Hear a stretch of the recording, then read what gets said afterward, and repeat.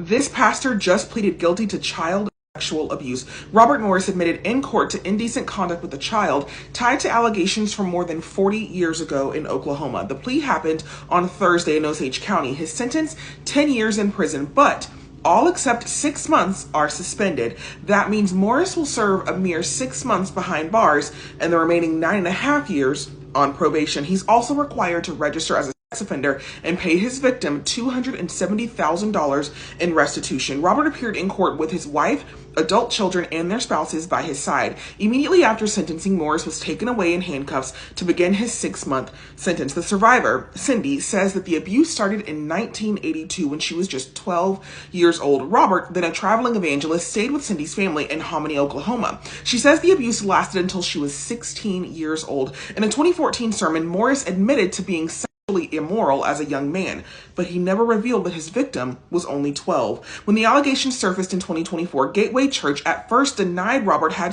sexual relations with a minor, but elders later reversed course and Robert resigned on June 18, 2024. Cindy later said that she believes there are other victims and that Gateway should have fired him instead of letting him resign. Following his sentence, and only in her own words, she stated, "Today, justice has finally been served. My hope is that many victims hear my story so they can speak up." She urged for stronger laws to protect children and said the only way to stop abuse is to speak up when it's happening or even suspected. But the fallout has not stopped there. Cindy and her father are suing Robert, his wife, Gateway Church, and others for $1 million, saying every one of them knew about the abuse and covered it up. Robert, meanwhile, is suing Gateway for millions he claims that he's owed from his retirement package. There's also a class action lawsuit accusing Gateway of misleading members about donations. Gateway Church itself is struggling. They've laid off staff. Donations are down, and in September, they hired a new lead pastor, Daniel Floyd, who says he plans to lead with integrity. Via his lawyers, Robert has apologized for the very first time. They say he's accepted responsibility before God and pleaded guilty to bring closure to his family and Cindy's.